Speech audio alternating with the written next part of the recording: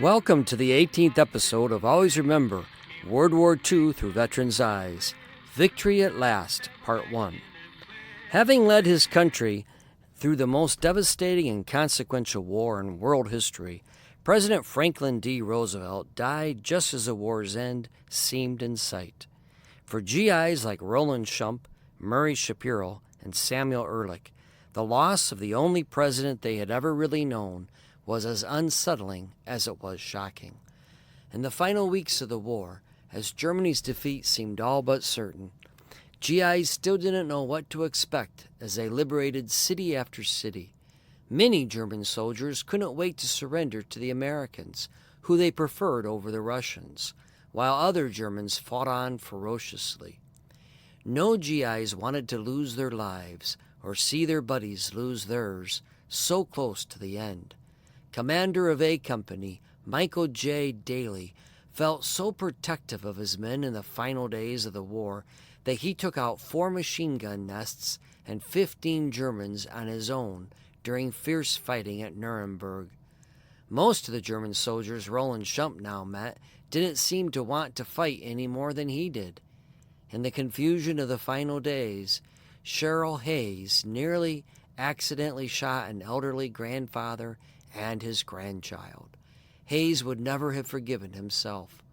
In fierce fighting at Cheb in Czechoslovakia, Harry Koty's outfit found themselves outnumbered and outgunned by 10 German tanks.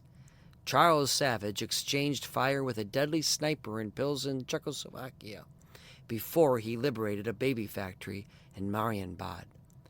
Arnold Dutch Nagel was nearly taken out by friendly fire in the final days of the war. Earl Lovelace remembered a man from his company that was. An excited Dallas Finch couldn't wait to pen a letter home as he stood guard outside the war room at the supreme headquarters of the Allied Expeditionary Forces as the Allied commanding officers accepted the unconditional surrender of the German forces. These stories and more in this episode of Always Remember World War II Through Veterans' Eyes. During the 1990s, while serving as a teacher with the Department of Defense schools in Bad Kreuznach, Germany, my family and I visited many of the sites associated with World War II, from the beaches of Normandy, where the D-Day landings took place, to the Ardennes forest, where the Battle of the Bulge was fought, to the death camps of Auschwitz, Buchenwald, and Dachau. We saw what was at stake in World War II, when not only democracy in the U.S., but throughout the world hung in the balance. I began to write to World War II veterans to thank them for their service. I sent them pictures of the sites we visited. I invited them to share their stories with me, and I promised to keep them alive in the classes that I taught. What I never could have anticipated was that veterans shared their stories with their buddies and printed my letters in their reunion newsletters. I was soon corresponding with approximately 140 World War II veterans, 20 of whom received the nation's highest honor, the Medal of Honor. I had more material than I could ever use in the classes that I taught. To keep my promise, I wrote Always Remember World War II Through Veterans' Eyes, and I launched this series of podcasts, which are based upon the book. Franklin Delano Roosevelt, the longest-serving president in U.S. history, had led his nation through a Great Depression and a World War. With victory seemingly within sight, and having completed just 4 months of his 4th term in office, President Roosevelt suffered a massive cerebral hemorrhage while vacationing at his beloved Little White House in Warm Springs, Georgia, on April 12, 1945. President Roosevelt was just 63 years old. Upon receiving the news of Roosevelt's death from propaganda minister Joseph Goebbels, Hitler toasted the death of his nemesis with champagne from his underground bunker in Berlin. But the death of their president left most GIs feeling like they had suffered a body blow. In a Yank magazine article dated May 25, 1945, Private First Class Lester Rebuck, a medic from the 104th Division, described his feelings upon hearing the news. "It was just like somebody socked me in the stomach when I wasn't looking. I just couldn't get it through my head that he was really dead. For my money, that guy was one of the greatest guys that ever lived. You can put him next to Lincoln or Washington or anybody." Roland Schump recalled becoming very worried when President Roosevelt died. "We didn't know what might happen, as we still had Japan to deal with." Murray Shapiro of Chatsworth, California, wrote his parents, "Well, I was stunned to hear the news of the president's death. I believe in a very short historical time that he will rank with Lincoln, and maybe even in a longer time ahead of him." Samuel Erlick of Cherry Hill, New Jersey, was also very saddened when he died in April of 1945. It was announced by a sergeant at a morning roll call. The president they had grown up with had died, even as the war he had led them to win was nearly won. The GIs didn't need any more reminders of their own mortality. Michael J. Daly of Southport, Connecticut, was the company commander of A Company when he led them through the ruins of Nuremberg, Germany on April 18, 1945. Although the nation's highest military honor would later be bestowed upon him for his actions on that day, Daly wrote that the greatest honor he ever received was having been chosen to command the men of his company. "Perhaps the greatest honor our country can bestow is to entrust a military officer with command of American soldiers in combat. Besides the responsibility is the respect and affection you have for the men in your company, citizen soldiers involved in a cause greater than themselves, a cause that could not fail." By the time Daly's company arrived at Nuremberg, there were very few survivors from the original company that had landed at Omaha Beach on D-Day. You felt compelled to do your best to protect them. Daly did his best and then some when the company came under intense machine gun fire as they entered the ruins of Nuremberg. Somehow Lieutenant Daly managed to take out 3 machine gun emplacements with his deadly accurate rifle. He took out the last machine gun nest from just 10 yards away. By the time he was done, he had killed 15 German soldiers. Daly reflected on his actions that day in a 1999 letter. "We all have our courage at times. It is something you pray for in the morning, that God will give you the strength and the courage to do what is right. And of course, luck plays a crucial part in combat." Daly's luck ran out the following day when he was shot through the throat, permanently affecting his voice. For Daly, it was his $1 million wound, and he was sent home a war hero, receiving the Medal of Honor from President Truman a few months later. Perhaps his luck had not run out after all. As the war in Europe drew to an end in the spring of 1945, Roland Schump of Iowa City, Iowa, recalled that many Germans couldn't wait to surrender. "These guys were just regular army," he wrote. "They didn't want to fight any more than we did." Schump recalled once when 147 Germans surrendered to his platoon alone. Despite the inevitability of their defeat, the German soldiers maintained their military discipline, sometimes better than the American GIs, as Schump recalled.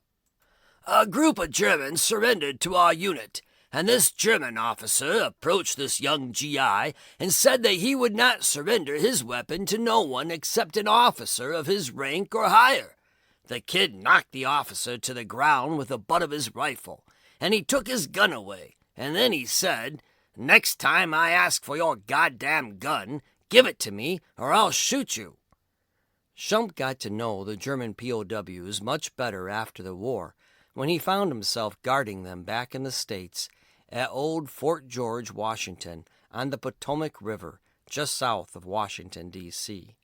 Many of the German POWs expressed they wanted to stay in the U.S.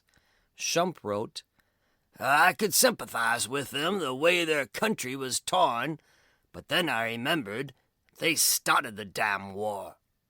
Schump understood what was at stake in World War II and added, "Had Germany and Japan won the war, this country would have been one huge concentration camp." Sherril Hayes recalled that during the last few months of the war, as his battalion liberated small towns along the Ruhr and Rhine rivers, resistance was sometimes only minor, and in some instances, fierce in others. To make the towns completely safe, houses were often searched from top to bottom. While searching one such house, Hayes did not get a response when he called into the basement. Fearing someone was hiding down there, Hayes threw down a hand grenade. After it exploded, Hayes cautiously walked down the basement steps.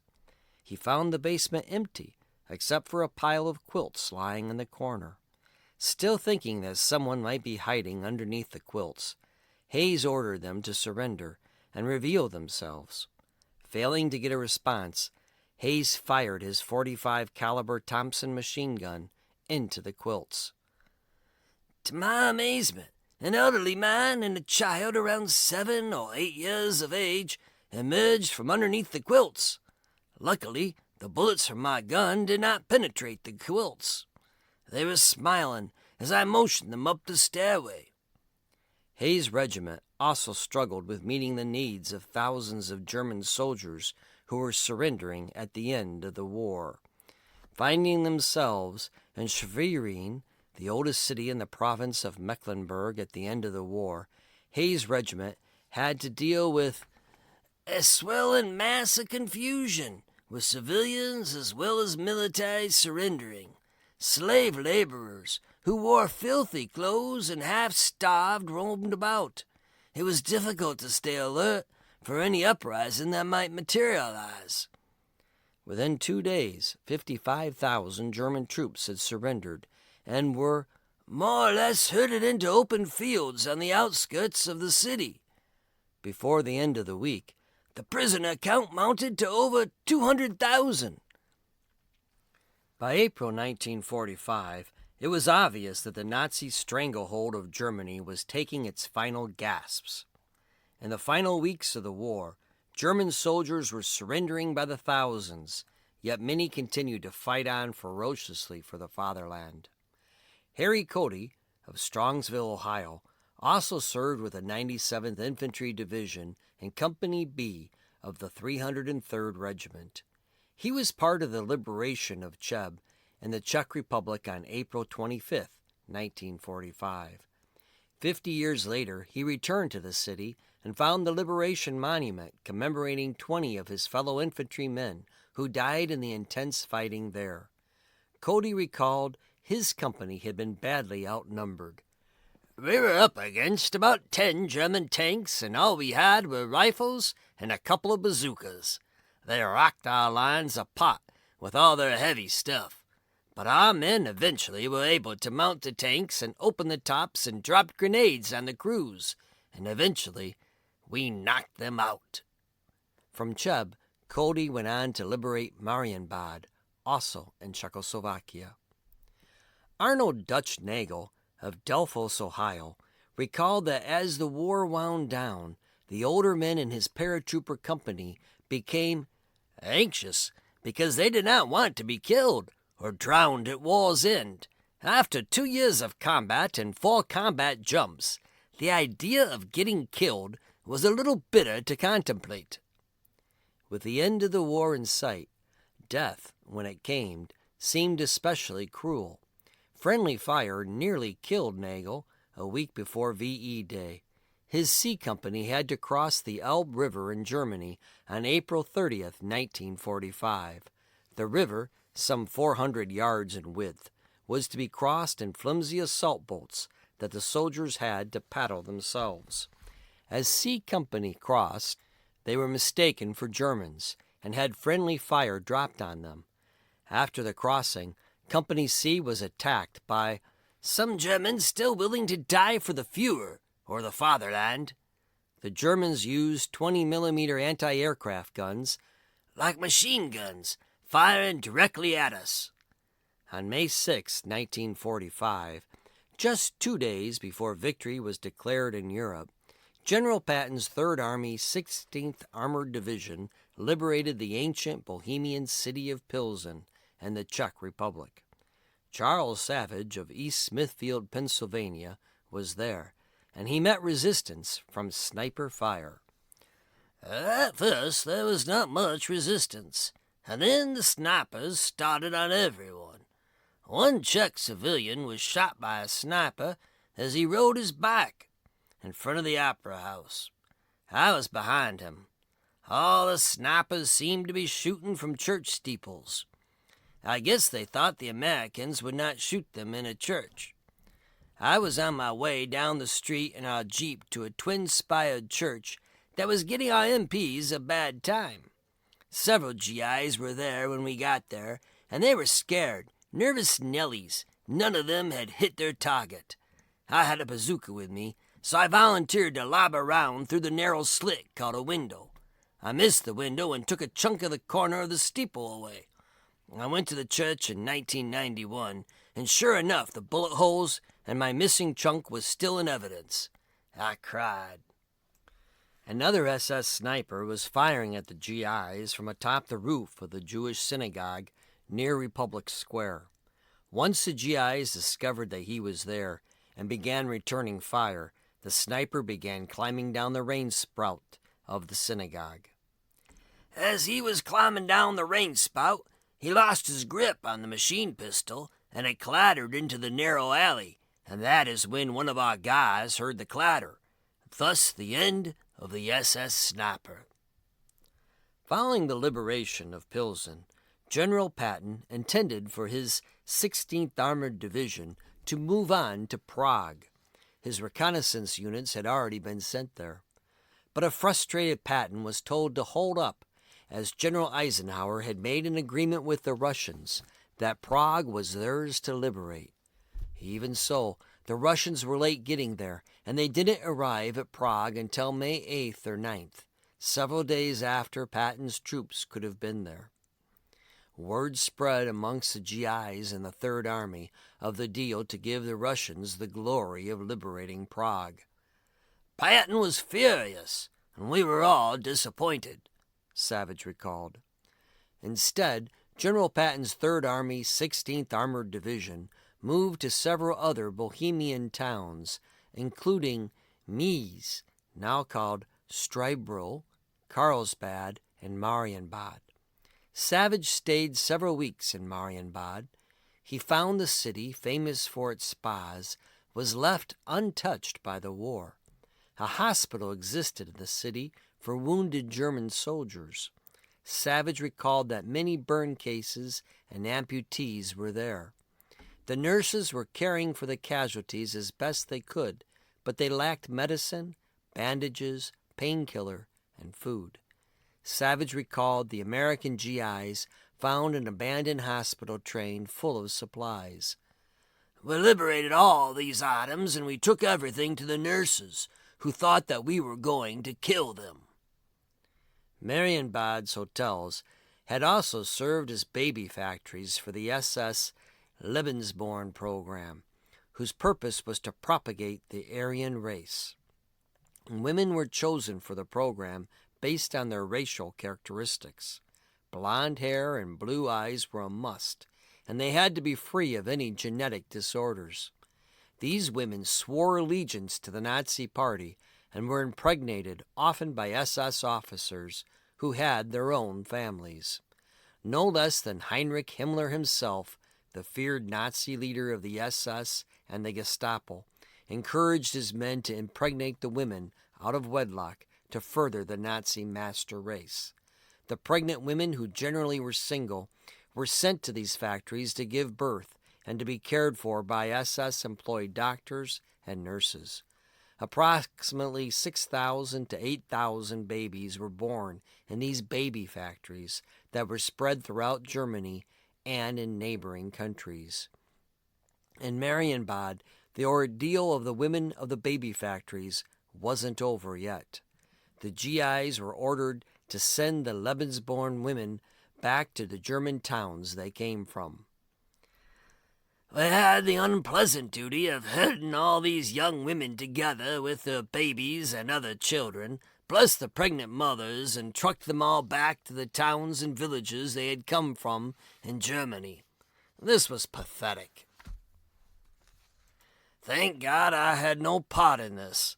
These women were dumped off in the towns where nothing was left standing.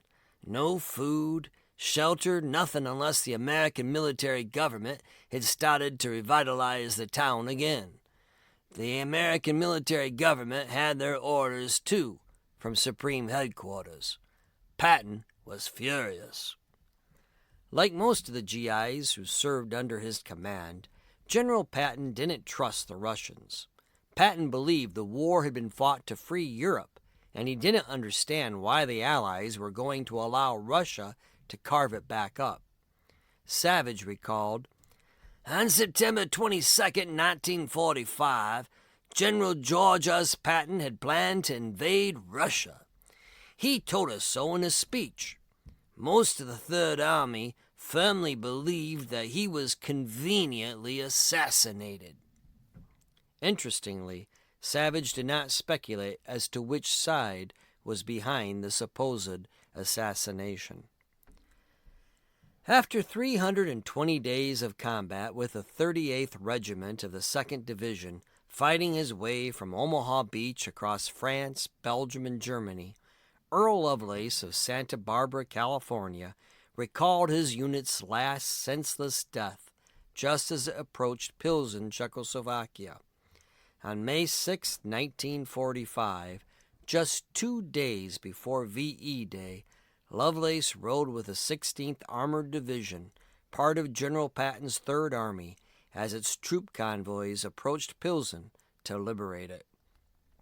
Our convoy of troop carrying trucks was halted just before the city of Pilzen. The men were all very tired, and they were complaining that we had fought our part of the war, and we should have remained back near Leipzig, relaxing and waiting for the Red Army. The convoy was stopped, but we had to remain in the vehicles because we could move out at any time. So far, there hadn't been any resistance, but the quiet was suddenly broken by a shot that rang out. As Lovelace watched, a man fell off the back of the truck with a bullet through his head. The troops quickly jumped off their trucks and took cover in the nearby ditch by the roadside. However, there were no more shots, no more reason for alarm. The driver in the truck behind the incident explained that the dead man had fallen asleep with his rifle butt hanging over the tailgate for the truck. His rifle slipped off his shoulder and fired when it hit the ground, Lovelace explained. The death haunted Lovelace. This man had survived through all the war, only to lose his life because he couldn't stay awake any longer. Even as young and as exhausted as they were, American GIs understood that they were part of a momentous chapter in history. Dallas Finch of Grandview, Washington, didn't need to be reminded of the historical significance of his assignment.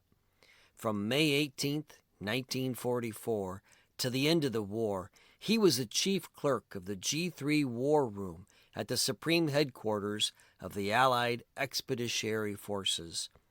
As chief clerk, he followed the G3 War Room as it moved from its first location in Bushy Park near London, England, then as of September 1944, to Versailles, France, and finally at its last location in Reims, France. Every morning, Finch prepared the war room for the top Allied commanders.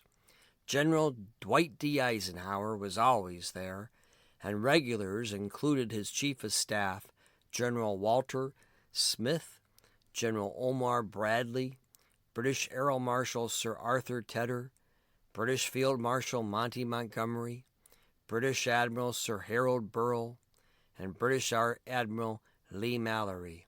On occasion, British Prime Minister Winston Churchill and General of the Army George C. Marshall even dropped in.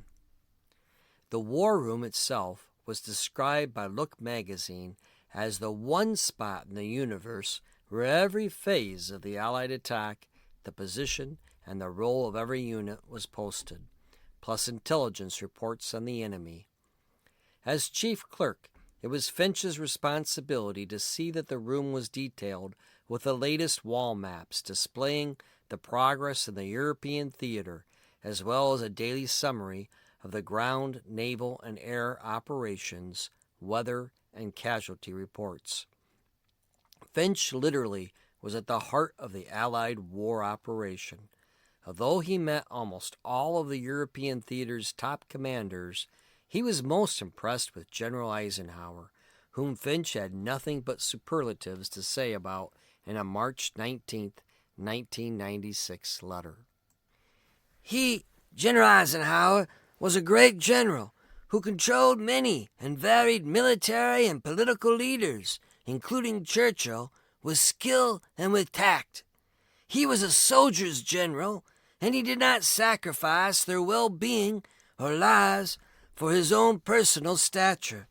He was always friendly to me on the occasions when we passed to and from the war room. He always said, "Good morning, Sergeant," which made my day.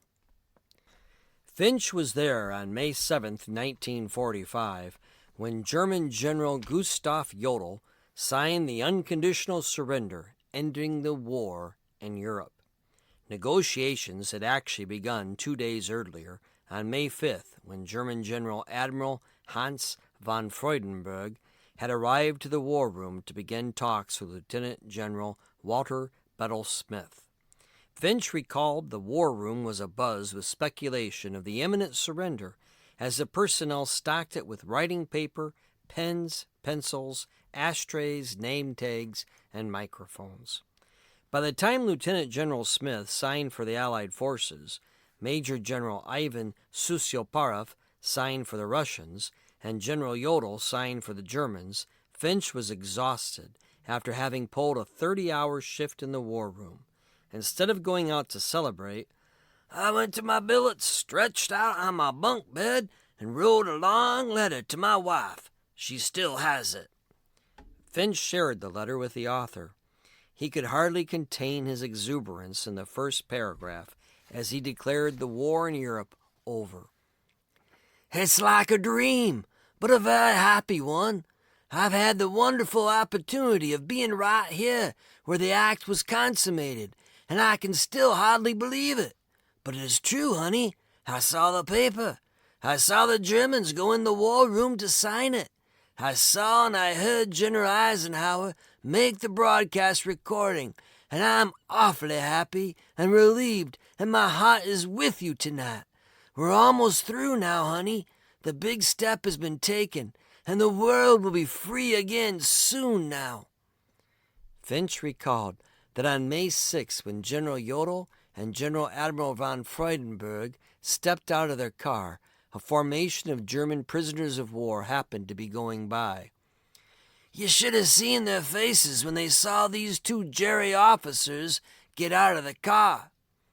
For the next 30 hours, German officers debated the terms of the surrender with Chief of Staff General Smith behind closed doors. Shortly before 2 a.m., a dog-tired Finch and his buddy Mike Schumer decided to lie down and try to get some sleep, when the colonel came rushing in to tell us that the boys were ready to sign. We all hopped around on last-minute details, and then we watched for the parade. Shortly before 2:30 a.m., Chief of Staff General Smith, British Air Marshal Sir Arthur Tedder, General Karl Spaatz, commander of the Strategic Air Command in Europe, Russian generals and German generals Jodl and Freudenberg passed by Finch's office and entered the war room for the formal signing. Finch lamented that the war room's doors were closed and we didn't get to see the actual signing of the papers. But as soon as it was over, they were opened up, and the press began taking pictures of the treaty signing. Correspondents and photographers from Life, Time, Stars and Stripes, and many other publications were there. Finch had a few moments to straighten the room before General Eisenhower arrived to make his statements. "I got to stand in the doorway and see and hear all of that. They took hundreds of pictures of him. Then the newsreels were taken," Finch wrote in his letter to his wife. "Honey, when and if you see him, think of me standing there, about 15 feet behind the camera, watching it all with my open eyes." Once General Eisenhower completed his remarks, Finch and his friend Mike Schumer re-entered the room to clear it. They soon found that not a single ashtray, name tag, or notepad remained. Recognizing the historical significance of the event, the reporters had taken whatever souvenirs they could find. But Finch had grabbed General Yodel's yellow lead pencil from his notepad the first time he had entered the room. "Ordinarily, I'm not a souvenir collector, but I wanted to have something from this historical occasion to show my children and to say, I was there when..." Exhausted, Finch finally retired to his room to get some much-needed sleep, foregoing the celebrations that had broken out amongst the other men. He wrote his wife, "Here I'm celebrating as I had planned, all alone in my room, thinking of our happiness, and writing to you." The surrender was officially confirmed later that day, and hostilities throughout Europe ceased almost immediately. May 8th was designated VE Day.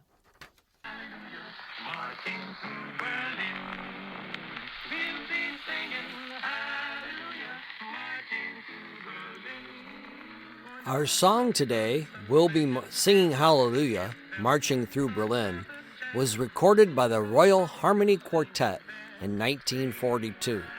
The Royal Harmony Quartet, a pioneering African-American gospel group, was active from the 1930s to the 1960s and eventually became known as the Jubilaires.